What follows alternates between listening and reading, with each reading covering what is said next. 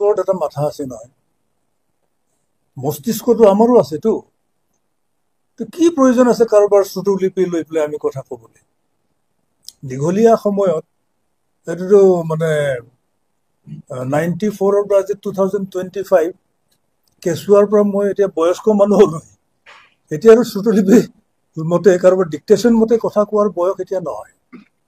Practical কথাটোলৈ আহক, বাস্তৱসন্মত কথাবিলাকলৈ তেখেতসকল আহক। এনেই চালে বেৰে কোবাইতো লাভ নাই নহয়। আজিৰ তাৰিখত আহোমৰ দৰে এডভান্স কমিউনিটি এটাই কেলেই ST বিচাৰিব লাগে? কিয় বিচাৰিব লাগে? 3জনকৈ মুখ্যমন্ত্ৰী যাৰ তেওঁলোকে প্ৰতিষ্ঠা কৰিলে অসমত, প্ৰত্যেক মিনিষ্ট্ৰীত 4-5জনকৈ মন্ত্ৰী থাকে, কেবিনেট মন্ত্ৰী, MLA টো ডেধাৰ, IAS, IPS, IRS, IFS, APSCত মেক্সিমামটো আহোমৰ OBC হিচাপে আহোমসকলেই ৰিপ্ৰেজেণ্ট কৰে।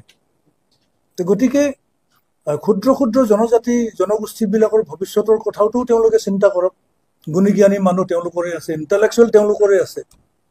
এটা কথা মই আপোনালোকক কওঁ, আজি এবাৰ হোমেন বৰগোহাঁই ছাৰ লখিমপুৰলৈ গৈছিলে। এয়াৰপৰ্টত মই লগ পালোঁ, তেখেতক প্ৰণাম জনালোঁ।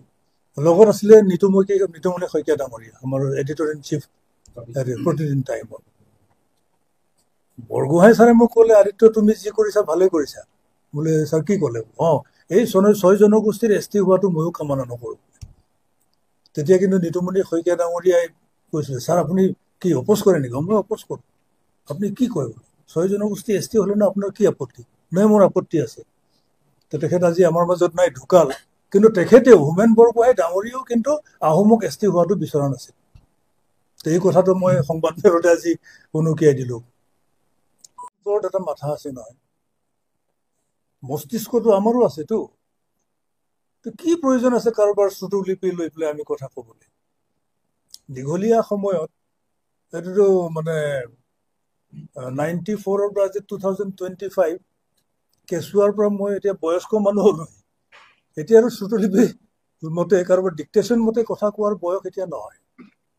প্ৰেক্টিকেল কথাটোলৈ আহক, বাস্তৱসন্মত কথাবিলাকলৈ তেখেতসকল আহক। এনেই চালে বেৰে কোবাইতো লাভ নাই নহয়। আজিৰ তাৰিখত আহোমৰ দৰে এডভান্স কমিউনিটি এটাই কেলেই ST বিচাৰিব লাগে? কিয় বিচাৰিব লাগে?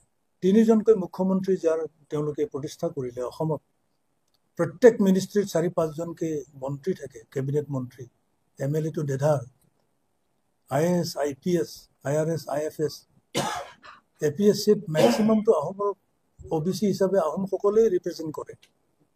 গতিকে ক্ষুদ্ৰ ক্ষুদ্ৰ জনজাতি জনগোষ্ঠীবিলাকৰ ভৱিষ্যতৰ কথাওতো তেওঁলোকে চিন্তা কৰক। গুণীজ্ঞানী মানুহ তেওঁলোকৰে আছে, ইণ্টেলেকচুৱেল তেওঁলোকৰে আছে। এটা কথা মই আপোনালোকক কওঁ, আজি এবাৰ হোমেন বৰগোহাঁই ছাৰ লখিমপুৰলৈ গৈছিলে। এয়াৰপৰ্টত মই লগ পালোঁ, তেখেতক প্ৰণাম জনালোঁ।